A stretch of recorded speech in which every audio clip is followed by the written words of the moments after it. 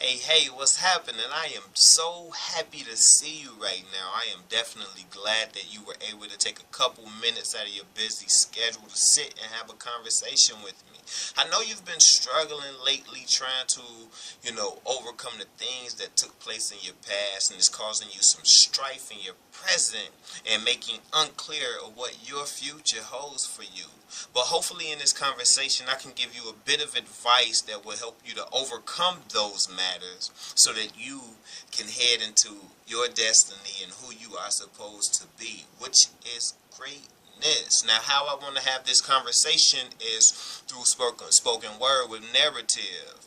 See, growing up, I had a wonderful childhood. My parents loved me and they, provided me with all of my needs, wants, and possible desires, yes. But I went through a traumatic experience at a young age which caused me the inability to verbalize it because of the shame. And because I wasn't able to verbalize it, it came out in maladaptive behavior. Subtle, but started to snowball effect into something greater, and life had to slow me down. Posted up against the wall with my hands tucked. Chain swing heavy, something like handcuffs. Police study harassing us at random, and hype spotted in the heart of the block like cancer. And the fact is, they say that I'm responsible for the madness in the community of black kids, for the sickness in the community of black kids, for the illness in the community of black kids. But I tell them, I know plenty of Jennies from the block who left their dignity and pair of panties on the block, while I'm at the bar drunk off Henny on the rocks. Fiends course the whole city getting skinny off the rocks, where the drug dealers pay a good penny to the cops in order to keep their whole city under lock. Evidence to convict, but the case is being dropped. Justice system is corrupt because the judges paid a lot. Now you're probably trying to figure out when this madness will ever stop. I bet you anything Martin Luther King is turning over in his plot. And Malcolm X probably doing the same. See, my father growing up taught me what a man was. He said a man is responsible for the decisions and actions he makes. And then he's accountable for those consequences that follow. So for every action, there is a reaction that you have to deal with. And I did so. Stuck in the cell 18 and 6. I learned to humble myself. I'm not mean as ish. The justice system told me to slow down. I'm moving too fast. They said, son, learn to put your pants on one leg at a time. They tried to give me 37. I caught for 15. That's 7 years straight. Not even the cartel want to carry that weight. Or even a fat boy want to eat off of that plate. But whoever told you that crime don't pay? 3 hots in the cot, couple $100 a day, add up to about $36,000 a year. Not even Robert L. Johnson, a billionaire, would have made you that deal. But that's what happened when I put my faith in that steel.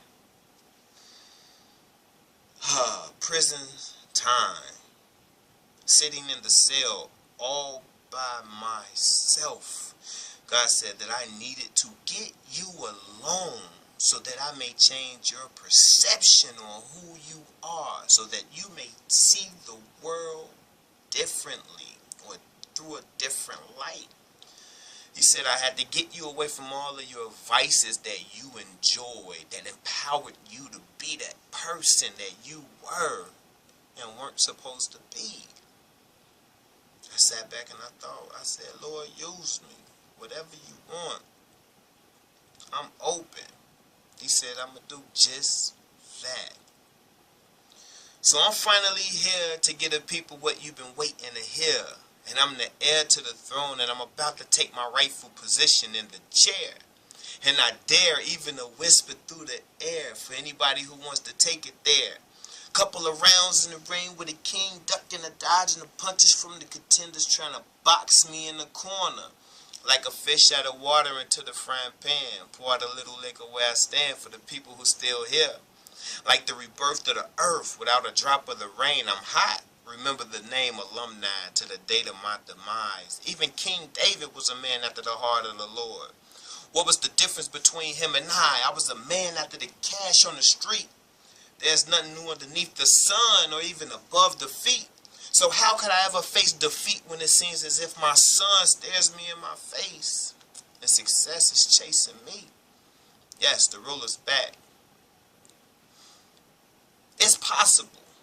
Change happens when you become tired enough, when you're ready. See, people will tell you they're ready for change, but it's not evidence in their disposition. You have to be tired. And when you're tired of the situation that you are in, the circumstances that you are going through, you will despise and you will hate it and you will turn away. I turned away from mine. I turned away from what I've been through. All of that stuff that caused me pain, hatred, resentment, frustration and stress. All hidden behind that smile, that beautiful smile with those dimples. It's gone because I had to release it. It was destroying me and not helping me to advance in who I'm supposed to be. We have to open up our minds. We have to release what we are going through. I love you and I want the best from you. But it doesn't mean anything if you don't want that greatness yourself.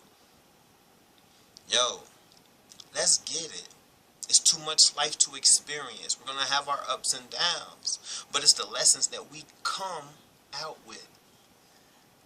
Let's use it to empower others. I love you. Have a wonderful day. Thank you for, allowing me to vent. Hopefully you got something from it. If not, oh well, brush the dust from your sandals. Yes, I love you. Deuces.